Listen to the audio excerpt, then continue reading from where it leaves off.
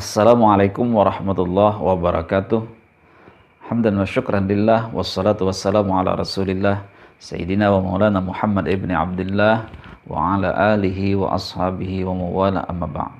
Saudara-saudara sekalian, hari ini kita bertemu kembali dalam mata kuliah Qawaid al-Fiqhiyah.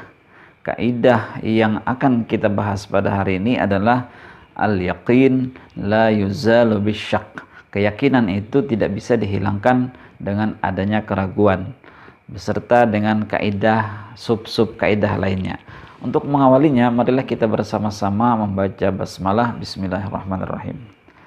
Saudara sekalian, pada bahasan minggu lalu kita membahas kaidah al-umuru bimaqasidiha. Setiap persoalan tergantung dengan maksud atau tujuannya.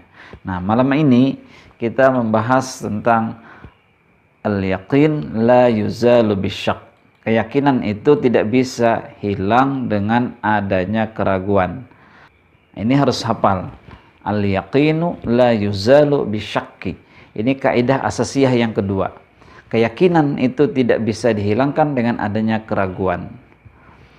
Apakah kaidah ini punya dasar? Nah, kita bisa melihat hadis Rasulullah sallallahu alaihi wasallam, "Idza wajada ahadukum fi batnihi syai'an fa ashkala alaihi akhraja minhu syai'un amla fala yakhrujanna minal masjid hatta yasma'a sautan aw yajida rihan." Intinya gini, dari hadis Rasulullah ini, apabila kita ragu-ragu apakah kita ini sudah buang angin atau tidak, ragu-ragu nih kita nih, ragu-ragu, maka dalam hadis Rasulullah ini, janganlah kita keluar dari masjid, artinya berwudu gitu maksudnya, hatta yasma'a sautan aw yajida rihan, sampai mendengar ada bunyi. Kalau ada bunyinya atau kalau ada baunya, maka baru kita menganggap diri kita itu batal. Tapi selama belum ada, maka berarti kita tetap dalam keadaan berwudu. Itu. Nah, ini namanya keyakinan, yakin. Meyakinkan ini ada baunya atau ada bunyinya. Kalau tidak ada berarti tidak meyakinkan. Seperti itu keraguan kita itu. Sama juga dalam hadis Rasulullah ini, idza syakka ahadukum fi salatihi falam yadri kam shalla salasan aw arba'an falyatrahi syakka wal yabni ala mastayqana. Jadi gini, ketika kita sholat lalu kita ragu-ragu jumlah rakaat yang kita lakukan ini 3 atau 4, maka falyatrahi syakka, maka hilangkanlah ragu-ragu itu, lalu wal yabni ala mastayqana, ambil yang paling meyakinkan. Yang paling meyakinkan apa? 3 atau 4? Yang paling meyakinkan adalah kita melaksanakan 3 rakaat. Itu yang paling meyakinkan. Kalau 4 berarti kita masih ragu-ragu, maka ambil yang 3. Nah, di sini hadis Rasulullah SAW ini juga menunjukkan bahwasanya keraguan itu tidak bisa dihilangkan dengan adanya keyakinan. Keyakinan yang dimaksudkan di sini adalah, misalnya sholat tadi adalah jumlah rakaat yang paling sedikit. Barangkali bisa dipahami. Artinya bahwa kaidah al-yaqinu la yuzalu bisyakki ini adalah kaidah yang memiliki dasar, gitu. Artinya dia kuat dan bisa dijadikan sebagai dalil, bisa dijadikan sebagai alat untuk mendukung kajian-kajian fikih, kajian-kajian hukum Islam. Oke, kita lanjutkan. Al-yaqinu la yuzalu bisyakki ini punya setidaknya, kalau dalam mata kuliah kita ini, dalam materi yang kita sampaikan ini, insya Allah ada sekitar 10 kaidah. Yang pertama, al-yaqinu yuzalu bil yaqini mislihi. Keyakinan itu bisa dihilangkan dengan keyakinan yang seimbang. Maksudnya gini, keyakinan itu bisa dihilangkan dengan adanya bukti. Ini kita yakin kayak gini nih, tapi ternyata ada bukti lain yang datang yang meyakinkan juga bukti itu, maka keyakinan kita ini, keyakinan yang dimaksudkan di sini bukan kaitannya dengan keyakinan akidah tauhid, bukan. Nah, bukan seperti itu. Keyakinan ini kita misalnya yakinnya kita melakukan, yakinnya kita berwudu gitu misalnya. Yakin kita berwudu. Batal enggak? Batal enggak? Tapi tadi saya yakin berwudu. Nah, itu yang dimaksud keyakinan itu. Nah, untuk memudahkannya kita langsung ke contohnya saja. Yakin kita sudah berwudu. Kita sudah berwudu, kita yakin. Tapi kita juga yakin telah buang air kecil. Maka berarti wudunya batal. Artinya keyakinan tadi, keyakinan kita bahwasanya kita sudah berwudu, itu bisa dihilangkan dengan keyakinan yang serupa, yang seimbang, yang memiliki bukti yang meyakinkan juga. Bahwasanya pada kenyataannya kita betul-betul telah buang air besar atau buang air kecil. Maka otomatis wudu kita batal. Nah, contoh yang kedua misalnya, si A menagih utang ke B. Nah, ternyata si B ini punya bukti bahwa dia sudah bayar utang. Nah, inilah buktinya. Nah, saya yakin bahwa kamu punya utang, kata si A. Nah, ini saya yakin saya sudah bayar utang, kata si B. Maka secara hukum menggunakan kaidah ini, terlepaslah si B dari menanggung hutang. Kecuali si A bisa membuktikan bahwasanya bukti yang diucapkan oleh si B ini adalah bukti palsu. Nah, itu lain lagi ceritanya. Nah, oke ya, kita lanjutkan. Misalnya praduga tak bersalah pada orang lain. Kita dengan orang lain itu harus memiliki praduga tak bersalah. Nah, tidak bisa kita langsung menuduh dia melakukan sesuatu keburukan. Ada praduga tak bersalah. Nah, kemudian ternyata kita curiga nih. Ternyata kita melihat orang itu kepergok misalnya, tertangkap tangan melakukan kejahatan. Maka itu juga menghilangkan keyakinan bahwasanya dia tidak melakukan sesuatu dengan adanya keyakinan yakin bahwa dia ketangkap tangan. Maka keyakinan dia tidak melakukan sesuatu itu hilang dengan adanya keyakinan bahwasanya dia tertangkap tangan melakukan kejahatan. Barangkali bisa dipahami tentang sub kaidah al-yakin yuzalu bil yakini mislihi. Itu harus dihafal. Yang kedua, kaidah yang kedua, anna ma sabata bi yaqinin la yurtafa'u illa bi yaqinin. Apa yang ditetapkan atas dasar keyakinan tidak bisa hilang kecuali dengan keyakinan juga. Nah, ini mirip-mirip juga lah seperti yang sebelumnya. Anna ma sabata bi yaqinin la yurtafa'u illa bi yaqinin. Misalnya kita ini ragu-ragu jumlah putaran tawaf. Apakah putaran kita ini berada di putaran ketiga atau pada berada putaran keempat? Maka yang paling meyakinkan ketika kita ragu itu adalah kita ambil yang paling sedikit. Nah, sama seperti yang dijelaskan tadi. Yang paling sedikit itu adalah yang meyakinkan kita. Ini kenapa yang kita ambil paling sedikit? Karena itu adalah kewajiban kita kepada dalam melaksanakan ibadah. Misalnya kalau kita tidak sampai 7 putaran, berarti kita kurang putarannya. Nah, bisa jadi akhirnya tawaf kita tidak sah, karena yang harus itu dilakukan sebanyak 7 kali. Lalu tiba-tiba karena keyakinan lalu kita merasa sudahlah, mungkin ini sudah 4 bukan 3, 4 yakin 4. Nah, nggak bisa seperti itu, karena itu adalah terkait dengan kewajiban kita. Nah, berbeda lagi dengan contoh yang kedua. Boleh Anda lihat, makan, misalnya kita sering makan di warung atau makan kue di warung, duduk-duduk. Lalu tiba-tiba ketika kita ingin bayar, kita ragu-ragu. Ini makan kuenya tadi goreng pisang misalnya kan, apa 3 apa 2, apa 3 apa 2, atau 3 apa 4, atau 4 apa 5. Nah, seperti itu. Maka yang paling meyakinkan adalah ambil yang paling banyak. Kalau kita ragu misalnya 2 atau 3, maka kita ambil yang 3. Karena apa? Kok di sini yang diambil paling banyak? Karena itu juga adalah kewajiban kita.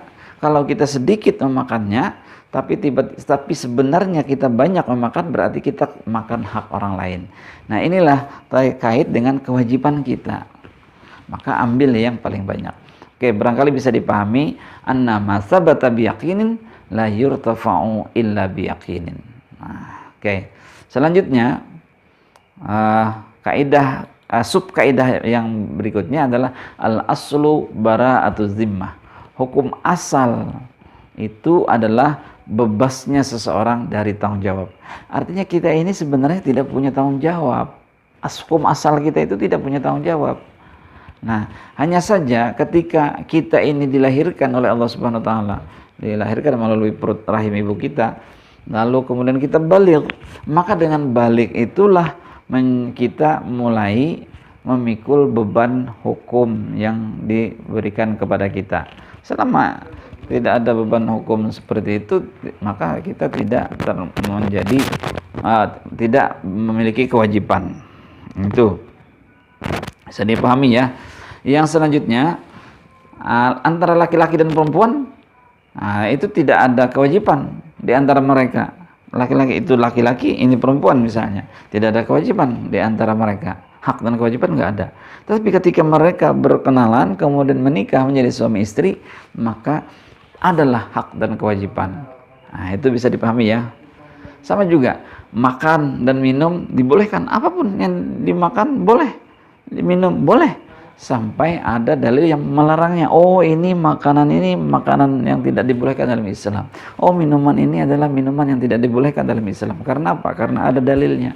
Maka berarti di sini asalnya kita itu tidak ada larangan, tapi ketika ada dalilnya, misalnya dia dilarang, maka barulah hukum berlaku dilarang pada makanan atau minuman kita itu. Nah, selanjutnya kaidah yang keempat, sub kaidah yang selanjutnya adalah al aslu baqa'u makana ala makana ma lam yakun ma yughayyiruhu. Al aslu baqa'u makana ala makana ma lam yakun ma yughayyiruhu. Hukum asal sesuatu tetap dalam keadaan tersebut selama tidak ada hal lain yang mengubahnya. Ini kaidah yang populer juga. Al-aslu baqa'u makana ala makana. Apa yang telah ditetapkan sebelumnya, maka dia tetap berlaku terus selamanya sampai ada dalil yang merubahnya. Nah, ini kalau kita kaji, ya, misalnya di aturan peralihan. Kalau Anda misalnya mengambil belajar tentang pasal-pasal atau undang-undang, pasti dalam undang-undang itu ada aturan peralihan. Nah, aturan peralihan itu bunyinya adalah peraturan ini tetap berlaku sampai adanya peraturan lain yang merubahnya. Nah, ini aturan peralihan ini adalah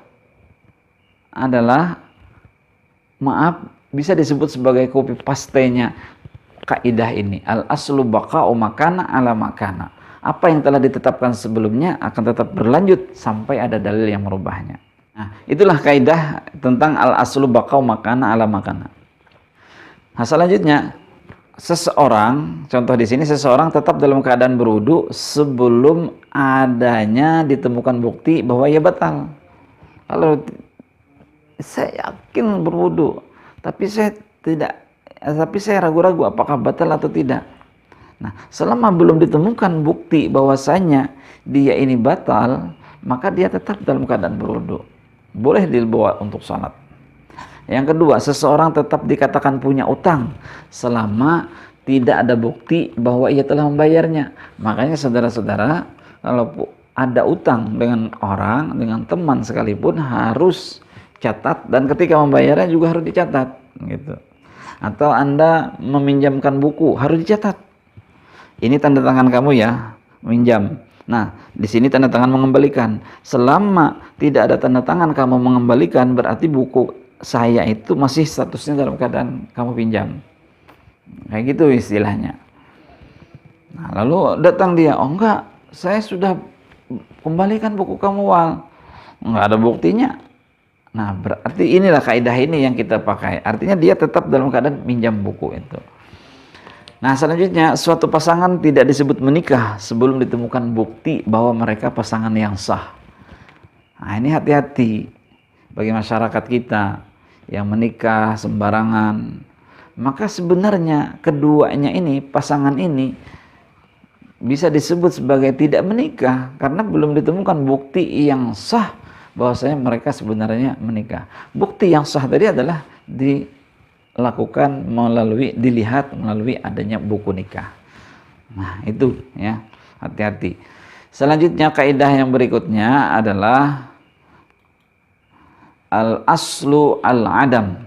Asal hukum sesuatu itu tidak ada. Tidak ada. Nah, ini sama kayak bara'atu zimmah tadi, tapi zimmah itu adanya tanggung jawabnya. Kaitannya dengan tanggung jawab. Kalau ini adalah al-aslu al-adam, hukum asal itu adalah tidak ada. Misalnya nih, sengketa antara penjual dan pembeli tentang barang cacat. Nah, maka yang dipegang itu adalah kata penjual. Kata penjualnya. Karena apa? Karena asal hukum itu tidak ada cacat. Tidak mungkin penjual itu menjual barang yang rusak, barang yang cacat, tidak mungkin. Apalagi ketika waktu proses tawar-menawar, pasti mau ngecek barangnya. Nah, tiba-tiba misalnya kembali, ini ada cacat segalanya. Maka yang dipegang itu adalah perkataan penjual. Tapi jangan takut. Kecuali di sini bahwasanya si pembeli bisa membuktikan bahwasanya barang itu cacat memang sudah asalnya. Hanya saja waktu itu tadi dia tidak melihat.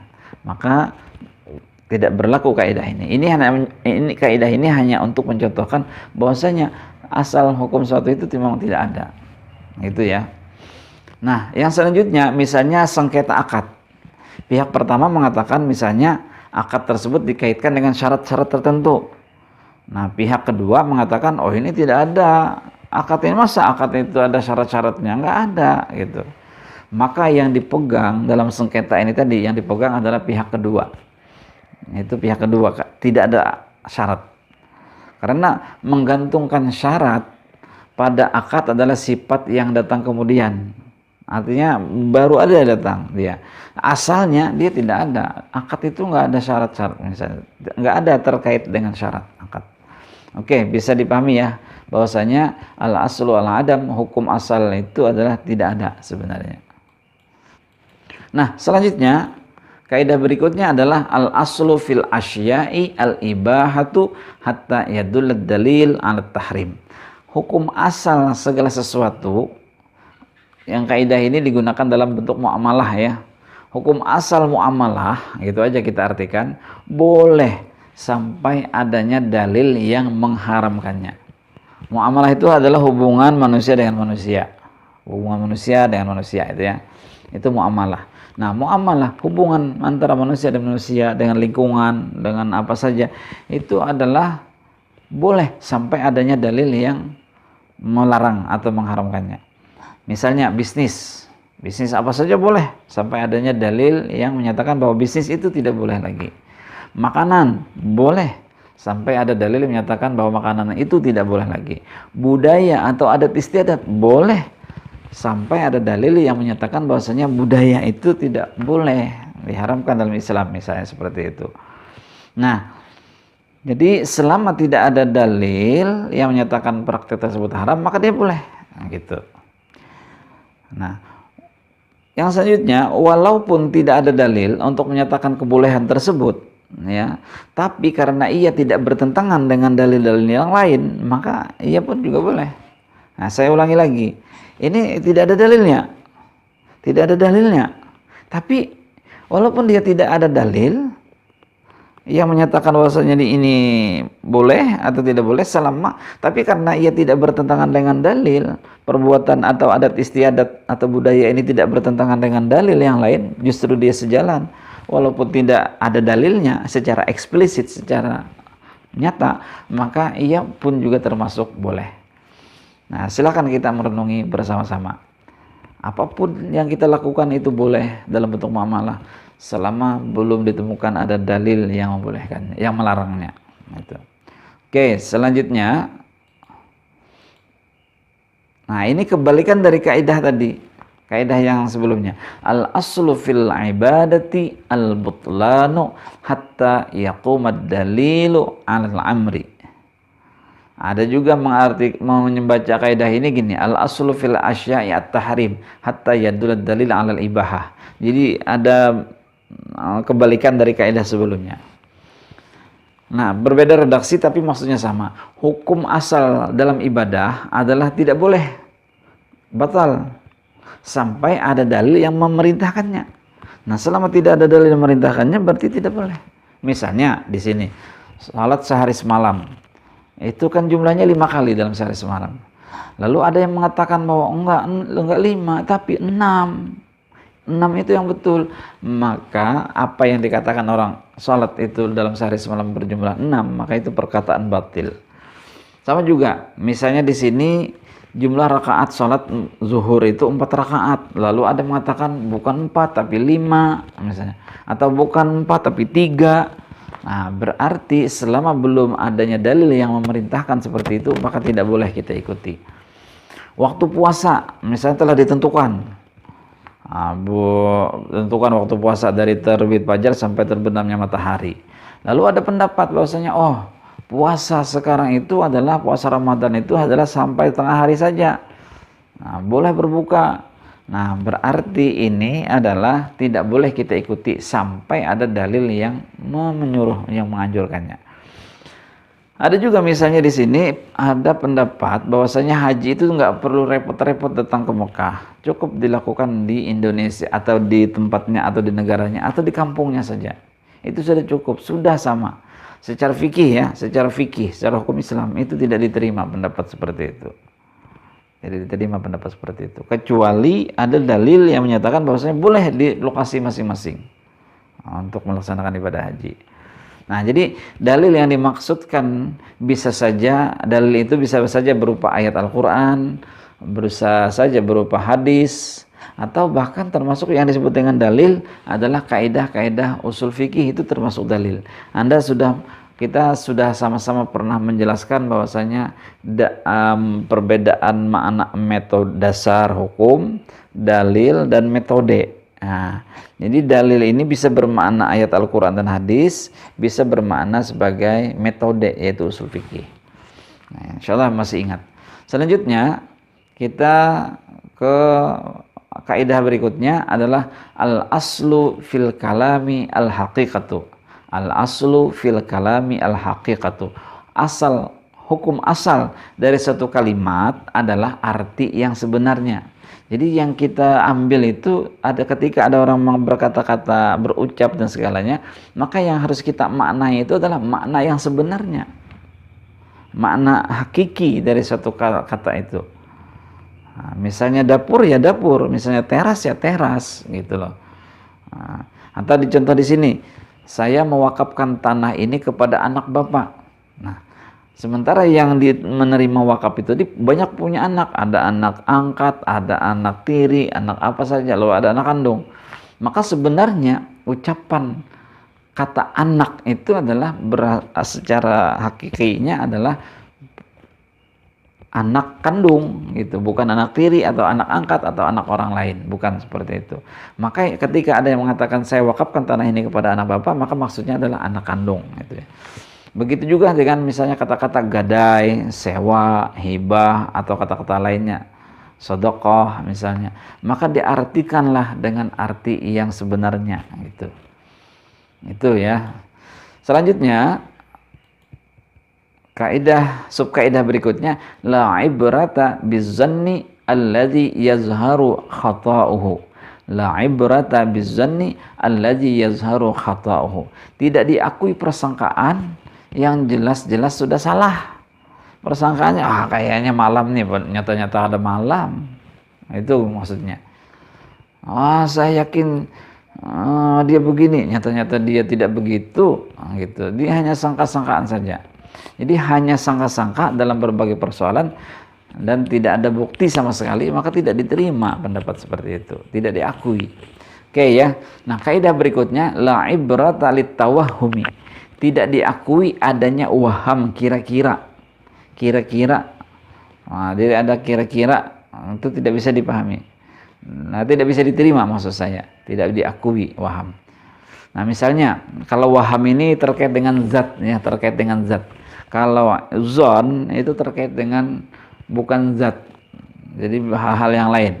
Nah, misalnya di sini jumlah dan siapa-siapa yang jadi ahli waris telah dijelaskan ketentuannya dalam Al-Quran dan hadis. Ada ashabul furud, ada asabah ini macam-macam, ada asabah bin nafsi, asabah ma'al ghair dan segalanya. asabah bi ghairihi misalnya. Nah, jadi jumlah dan siapa-siapa yang jadi ahli waris itu sudah jelas. Maka tidak diakui ada pernyataan ahli waris yang kira-kira kayaknya ini situ karena sama-sama matanya atau mungkin sama-sama rambutnya kayaknya anaknya itu kayaknya ahli warisnya itu. Nah, nggak bisa seperti itu. Ahli waris itu harus dibuktikan bahwa saya adalah ahli waris dan saya ada ahli waris, berapa bagian saya sudah diketahui. Nah, kalau cuma kira-kira hanya melihat dari matanya yang sama atau mungkin kulitnya yang sama atau mungkin rambutnya yang sama, maka tidak bisa, itu namanya kira-kira. Oke, selanjutnya ada kaidah ma sabata bi zamanin yahkumu bi baqaihi ma lam yakumid dalilu ala khilafihi. Saya ulangi lagi, ma sabata bi zamanin yahkumu bi baqaihi ma lam yakumid dalil ala khilafihi. Apa yang ditetapkan berdasarkan waktu, maka hukumnya ditetapkan berdasarkan berlakunya waktu tersebut selama tidak ada dalil yang bertentangan dengan dia. Nah, intinya kita akan melihat ke contoh. Seseorang pergi jauh misalnya, lalu dia jauh, lalu tidak ada kabar beritanya. Tidak ada kabar beritanya, maka dia tetap dianggap hidup sampai ada bukti yang meyakinkan bahwa ia meninggal. Buktinya apa? Bisa saja kita melihat orang yang seumur dengan dia meninggal. Oh, kalau yang seumur meninggal, mungkin kira-kira dia ini kurang-kurang lebih juga meninggal. Kemana mencari? Beritanya nggak ada, SMS nggak masuk. Nah, apakah kayak diblokir aja lah gitu nomor? Bukan seperti itu. Nah, jadi sampai ada dalil bukti lain yang meyakinkan. Yang meyakinkan itu apa? Ya misalnya salah satunya ini meninggal teman sejawatnya. Apalagi misalnya dapat berita kabar misalnya dia lagi dikafani dan segalanya, ya jelas gitu. Nah, selanjutnya harta warisan tidak boleh dibagikan dahulu. Ya, harta warisan tidak boleh dibagikan dahulu dan istri pun masih dianggap sebagai istrinya. Yang hilang tadi, baru 6 bulan hilang, nggak ada kabar beritanya, sudah dianggap mati, kan nggak bisa seperti itu. Jadi harta warisan tidak boleh dibagikan dahulu. Istrinya pun juga masih dianggap sebagai istri yang sah dan berhak mendapatkan hak-haknya. Oke, saudara sekalian, barangkali itu yang bisa kita sampaikan pada saat ini. Materi kita yang harus sekali kita hafal, kuasai adalah kaidah asasiyahnya, al-yaqinu la yuzalu bisyakki. Keyakinan itu tidak bisa dihilangkan dengan adanya keraguan. Dan sub kaidahnya juga kalau bisa harus kita kuasai dan kita hafal. Barangkali demikian yang bisa kita sampaikan. Terima kasih atas perhatian. Marilah kita akhiri dengan sama-sama baca hamdalah. Alhamdulillahirabbil alamin. Assalamualaikum warahmatullahi wabarakatuh.